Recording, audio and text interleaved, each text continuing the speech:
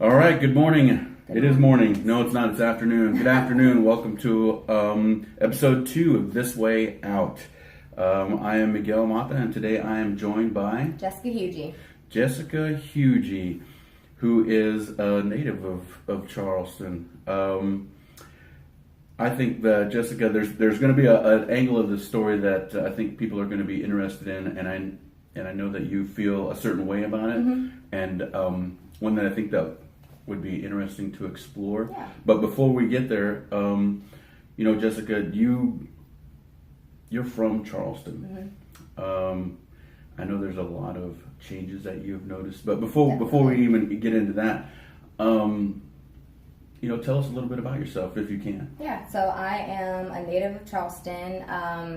I was born and raised here. I moved to Maryland. Well, I moved to Columbia, South Carolina, when I was 18, right out of high school.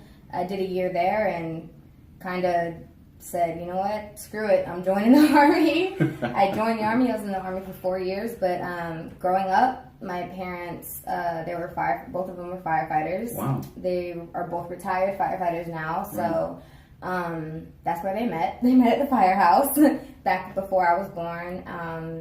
They weren't together most of my life, well, pretty much all of my life, but they co-parented together a lot, and which is great. I love my parents, they love me. Let's see what else. It's interesting you bring that up. I've talked about that with other folks. So I too am a child of divorced parents. Okay. And they divorced when I was really young. But what I tell people, like you feel like you're, just before I go there, like you feel like there's no resentment against either one of your family, either one of your mom or your dad. See, I don't have it either. Yeah. I don't have it either. And for me personally, I say that's, I credit my parents a lot for that, because they both treated each other with an enormous amount of respect. I don't know if you saw it, but there were people on both sides of the family that might have taken opportunities to dog out the other. Yeah. But my parents didn't get together, I guess, in the traditional way. I kind of don't want to go into that part, but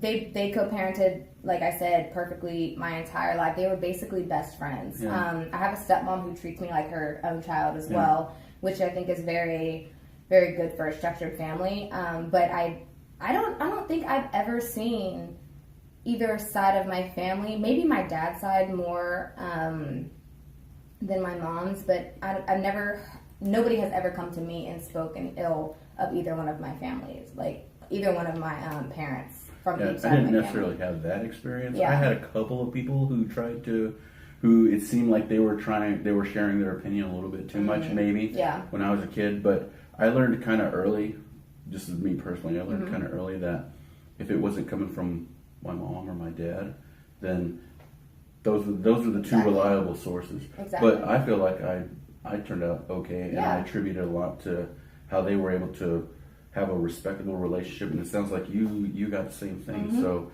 I guess you would agree that I would definitely agree. It was the fact that they, that there was no real venom between them. They I think a good way of stating that is our parents were really good at like respecting each other and making sure that we knew that it wasn't our fault that they weren't together. Right. Yeah. And I think that's a big thing. Yeah. Same. Yeah. My parents growing up, they made me feel like I was still the most important thing, and all those things.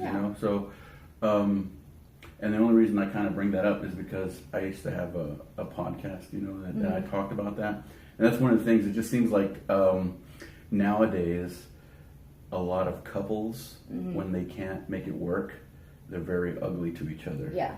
And a lot of couples are very ugly to each other. So don't be ugly to each other. And you're messing up your kids. That's but that's a whole lot more complicated subject to talk about. There are a lot of moving parts. Yeah. A lot of moving parts to that. So, but congratulations. Thank you. I congratulate you, for being able to, huge props to mom and dad of Jessica Hugie for raising a good kid. And I know that you're a good person because you and I have talked a few times. So and we're both Cowboys fans. No, man, I was getting ready to go. You beat me to it. She's a Cowboys fan. So full disclosure, I have a confession to make. One, when we first met, it was awesome. You had your little beanie cap on and your Dallas Cowboys gear, and you saw that I had my Cowboys cap, and we started talking Cowboys football, and it was awesome. The second time we met was in the Veterans Center, and I didn't even know you were a vet when I first met you in the elevator. What? You didn't know I was a vet. No, I don't think so. But I saw you again in the vet center, and I didn't recognize you. And then, like, when we were talking, or you were talking, I think, to someone else, and then something came up in your conversation. I said, hey, wait a minute. Blah, blah, blah, blah, blah. Oh, no, the elevator. Oh, I'm so sorry. I didn't recognize you. So I know I've apologized to you about that a lot. I don't try to be a butthole, but I am sometimes. Okay. But anyway, as a Cowboys fan, I got to shake your hand. Oh, yeah. You know what I'm talking about? Okay. I know there's some people heard that you're a Cowboys fan or that we're a Cowboys fan, and they turned it off. Yeah, they clicked it off. They're not even interested. Don't worry, we're not going to talk Cowboys football or how we're America's team or who's your. I will tell you how I became a Cowboys fan though through my dad. My dad's a huge Cowboys fan. My grandma on my mom's side was a huge Cowboys fan when she was alive, and I basically just picked it up from there. Picked on the legacy. My brother is a huge Cowboys fan as well, so. Offline, we will talk Cowboys football, and I can give you a lot of history. Oh yeah, I'm kind of a nerd about it. Do you have a favorite Cowboys player? I have a couple favorite Cowboys players.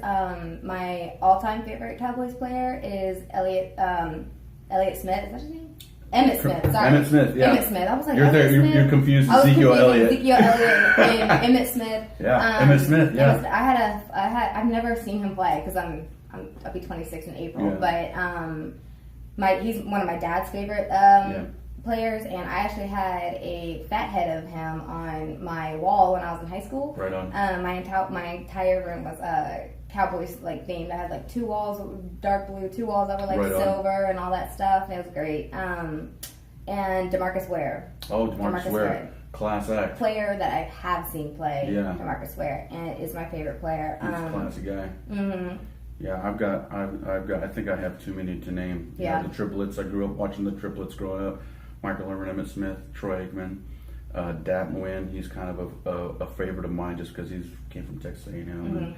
And I could go on and on and on. But the Tony Romo fan. Yeah. Tony Romo is my bromo.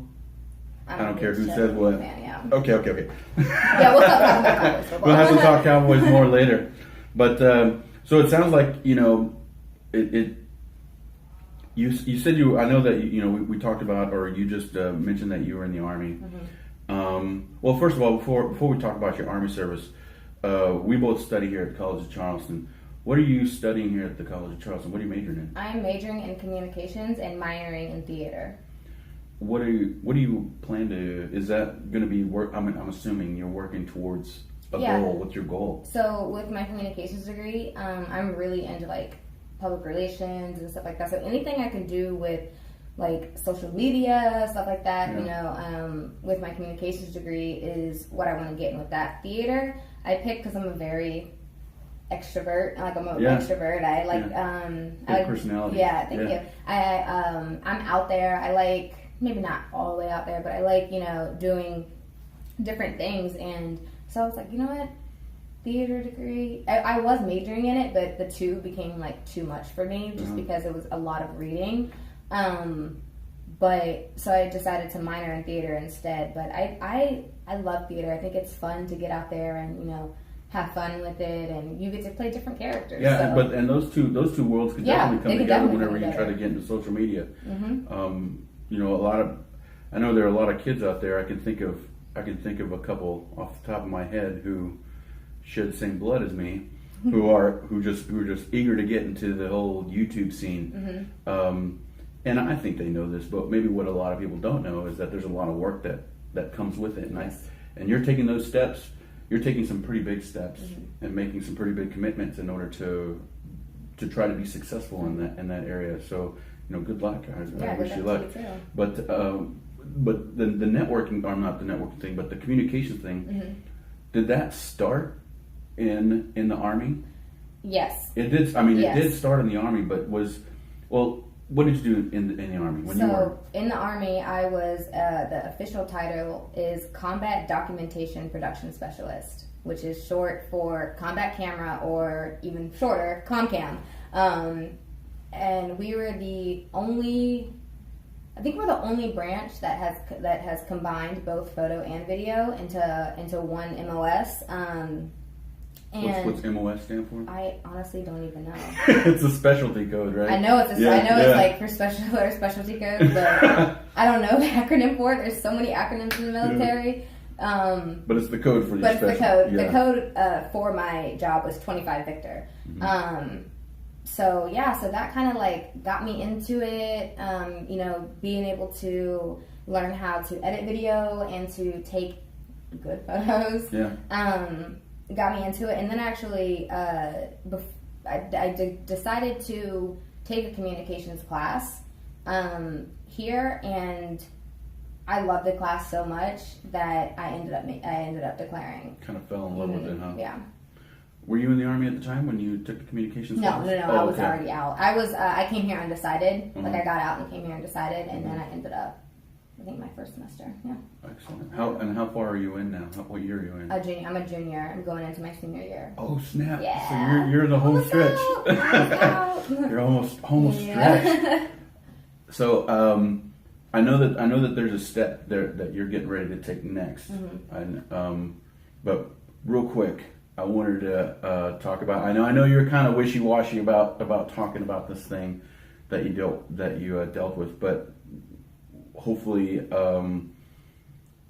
I can explain or say something that might not make you so wishy-washy about it. But something that this channel is about is not only that talking to good people and just learning their stories and hearing their stories, but also that everybody deals with something. Mm-hmm.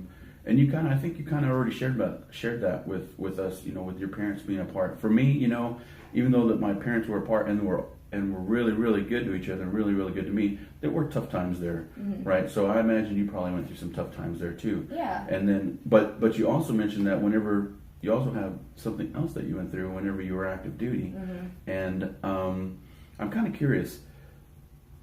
Before I reveal, what it is that you had to deal with. If not for this one thing, do you think you would have made the Army a career? No. No. Okay. So, but it did lead to your eventual departure. Yes. Yeah, discharge. Right. Mm-hmm. Okay. So what I'm talking about here is, I'll yeah. I joined the Army in 2012. Went to basic. November, graduated. The next following year in February, because we had that break during Christmas. Mm-hmm. Went to AIT, all that. 2015, I got to my unit 2013. And at the end of 2015, I started having trouble breathing. When I was doing my PT test, and for the Army, we have to run 2 miles in a certain amount of time for our age. And I was having a lot of trouble breathing, and so my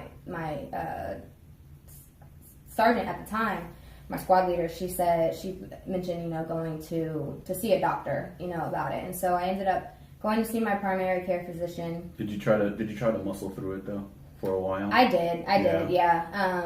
And it was really hard. I think that's what we all do when we especially when you're military. You don't want that stigma of being the hurt one, or whatever. Yeah. So, because it does happen. It happens all the time. And it did. Though. Yeah, me too. How? Just out of curiosity, did it take you very long, or were you just in such bad shape that you were like, I gotta go? So she kind of convinced me. I guess it was at the beginning of 2015 it started happening. She kind of convinced me that you need to go. So I was like, okay, fine. I think I might have failed a PT test, and because of it, and I was about to get flagged. Do they all have flagging and stuff in the Air Force? Oh, it's like when you like you get identified as being like a PT failure or something right, like that. yeah. So you can't get like awards and right, like, yeah, missions yeah, and stuff yeah, like that. yeah. Yeah. So she said I was going to be flagged, and so I was like, all right, I need to go to the doctor. I went to the doctor.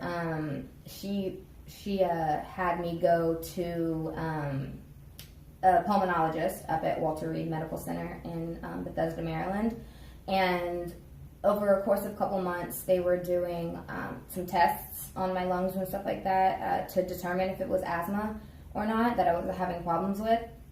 And while they were doing these tests, I was getting like a couple scans on my lungs and stuff like that, and they found in both of my lungs a bunch of nodules. And nodules apparently are like little things. They're not supposed to grow. They're just there. You know, I don't know what causes them or anything. But apparently they're pretty common. So over a couple months, I guess, they noticed that one of them had grown from the last time that they checked it, and so they did what they call a bronchioscope, where they went down through my nose into my lungs with some camera, and got some cells out to test it. It came back inconclusive, so they decided to do, the following month, they decided to do a biopsy where they went in through my back and like through my rib cage, like with a needle to get tissue out this time.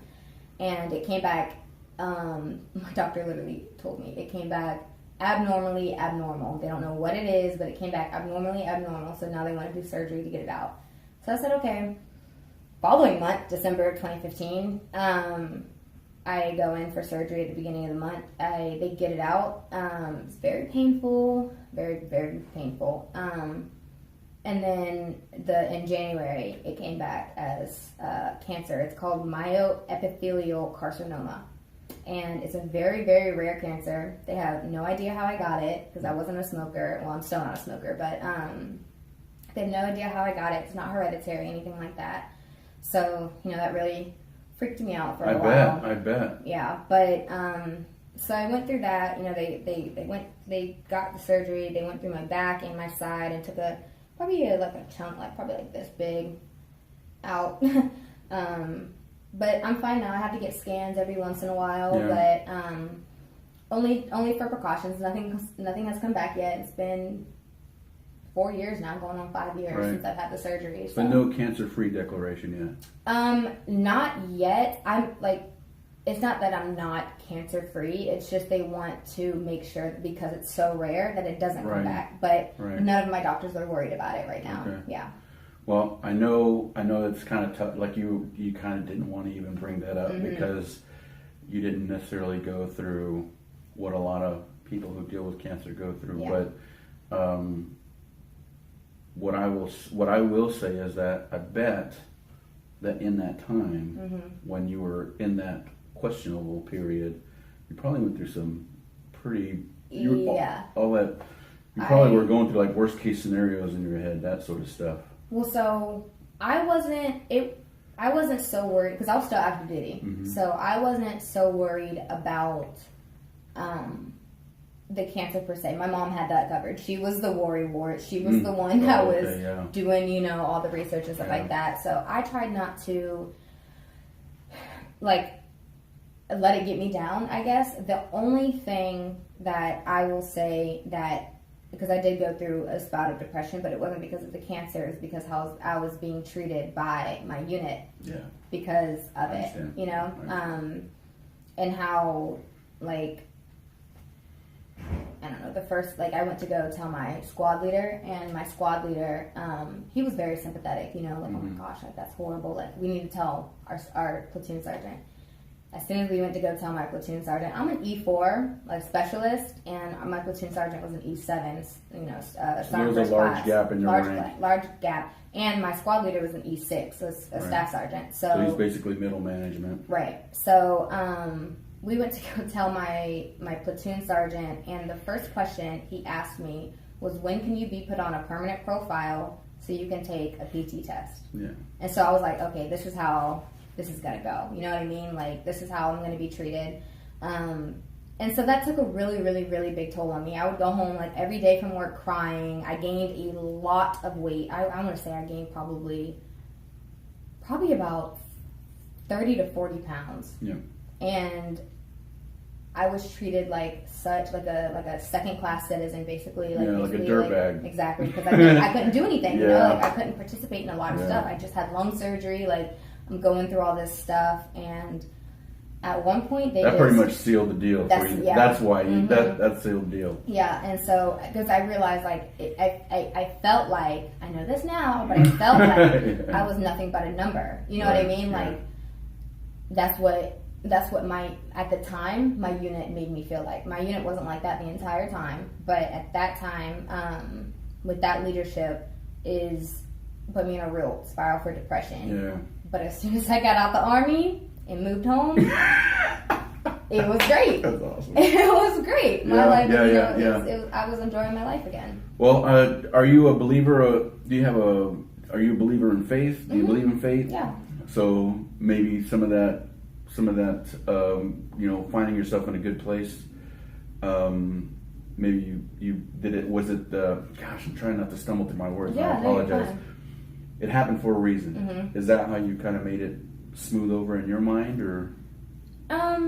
Yes, not so much the cancer. Yeah. But the whole experience from beginning to end. From beginning to I don't know if it happened. I mean, it probably did happen for a reason, but I look back at it as if this didn't happen, I wouldn't have this business. You know what I mean? Like, right. If I didn't, I guess that's kind of what kind of what I mean, because you seem to be in a really good place right now, and I think what you just said, kind of in a way, is that you're in a good place now because you experienced that. Exactly. Now the state of mind that you're in right now is like, you know what, and I kind of share with other people, is like, you got to go through the garbage to know just how bad it is, how bad life is. Mm-hmm. And when life gets good, you can look back and say, at least I'm not dealing with that, you know? So, I say that if it wasn't for me joining the Army, I might not have known about my cancer, because I've never gotten a lung scan before. You know what I mean? Mm-hmm.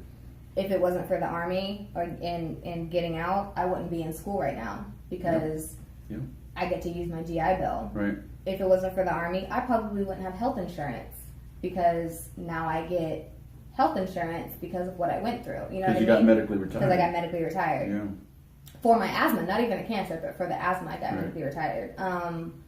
So I would say I'm in a really good place right now.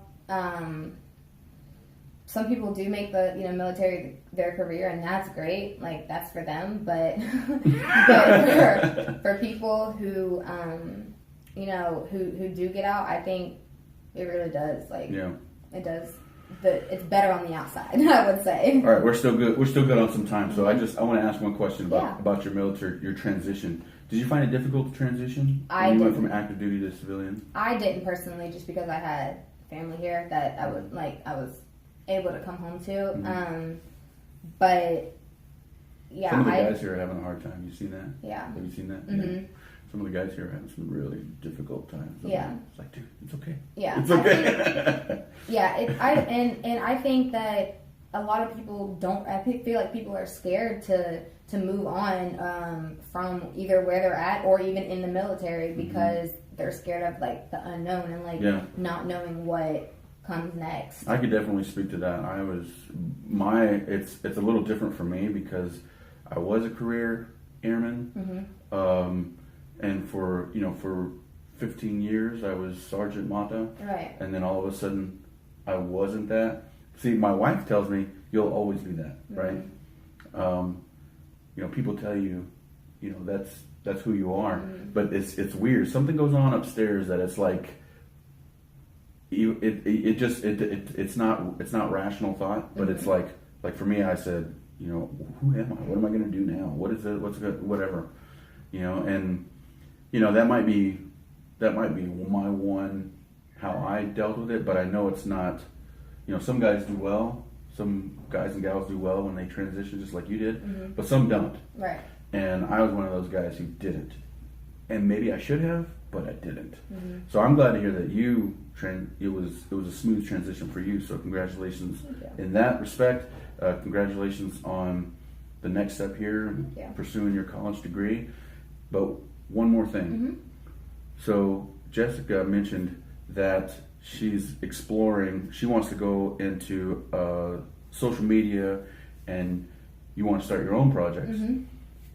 You're kind of got that started already. Yeah. So why don't you tell us a little bit about the idea that you got? And well, first of all, no, tell us a little bit about your idea. Tell us a little bit about your idea. Yeah. So my boyfriend and I recently took a trip to Seattle for his birthday, his 26th birthday, and we really loved it. We, went out there, explored, had a really good time, but we found ourselves like recording a lot of stuff and taking a lot of photos. So we came to this like realization, like, why don't we start a YouTube channel and like a vlog and an Instagram and put ourselves out there and show that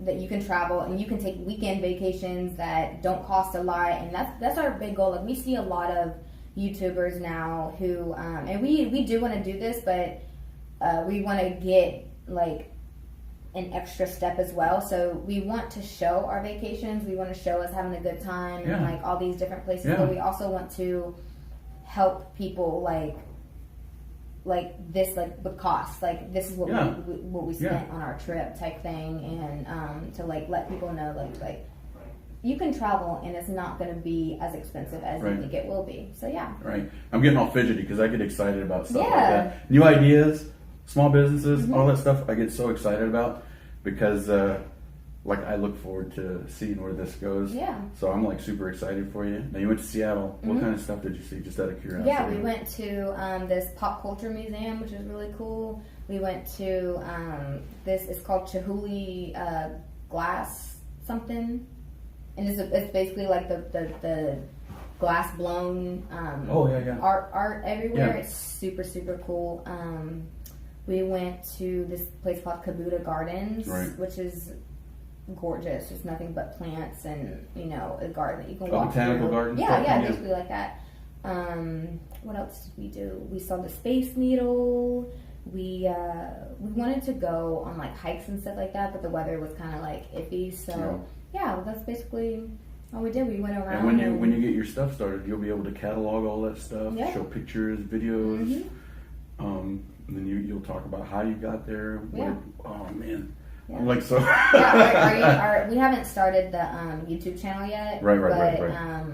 Because we're still like getting the equipment and stuff we need. But our Instagram has started. It's do you mind if I? Yeah, we'll make. It's called Roll With Us. ROLL _us. So I'm going. I'll awesome. join us. As soon as your YouTube channel's up. So your boyfriend. I thought that was an interesting little nugget. Your boyfriend? We met when we were 12 in 6th grade. And then we, I don't want to say dated, but like we were boyfriend and girlfriend in 6th grade. And then he was so shy. He like never talked to me. And so I was like, you know what? And clearly I'm a talkative person. So I was like, I can't do this. I was like, I'm breaking up with you. And so but we remained really, really, really good friends. In high school, we tried again. He decided he didn't want to fully date me because I had dated his friend. He was scared of you.